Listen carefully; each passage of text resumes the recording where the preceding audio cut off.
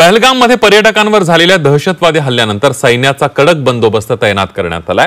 पहलगाममध्ये कडे जाणाऱ्या रस्त्यांवर सुरक्षेच्या कारणास्तव पर्यटकांना रोखण्यात आलंय। एनआयए कडून प्रत्येकाची चौकशी करण्यात येते।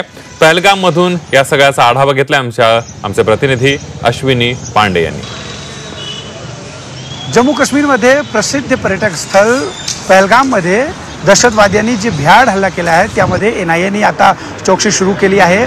मी आता पहलगामच्या दिशेने जाणारी जो हायवे आहे त्या हायवेवर उभा आहोत। आपण बघू शकता इथे जे यंत्रणा आहे सीआरपीएफ, जम्मू काश्मीर पोलीस हे सगळे आता जे लोक या दिशेने जाणारे आहेत फक्त जे तिथे राहणारे आहेत त्यांनाच आता सोडल्या जात आहेत।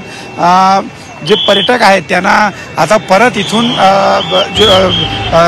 श्रीनगरच्या दिशेने जायला सांगतायत ते सीआरपीएफ आणि जम्मू काश्मीर पोलीसचे लोक। आणि बघा आपण कॉन्वॉय बघू शकता, हे सगळे कॉन्वॉय पहलगामच्या दिशेने जात आहेत। जम्मू काश्मीरमधील प्रसिद्ध पर्यटन स्थळ पहलगाम येथे झालेल्या दहशतवादी हल्ल्यात आतापर्यंत 28 जणांचा मृत्यू झाला आहे तर अनेक जण जखमी झाले आहेत। सध्या येथे पर्यटकांची मोठी गर्दी असून याचाच गैरफायदा घेत दहशतवाद्यांनी पर्यटकांना लक्ष्य केलं। सुरक्षा कारणास्तव पहलगामाकडे जाणारे सर्व मार्ग सामान्य पर्यटकांसाठी बंद करण्यात आला आहे। हल्ल्याची गंभीर लक्षात घेता यामध्ये एनआयए आता इन्व्हेस्टिगेशन एनआयएने सुरू केली आहे।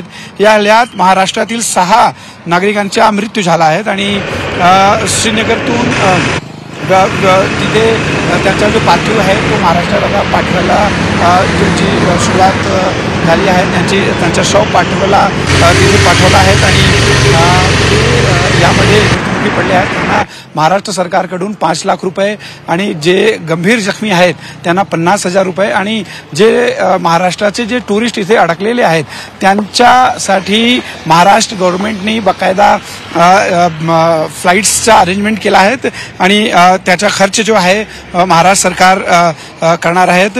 दहशतवादी हल्ल्याला जबाबदार असलेले दहशतवादी जे आहेत अजूनही सुरक्षा यंत्रणाच्या तावडीत सापडलेले नाहीत।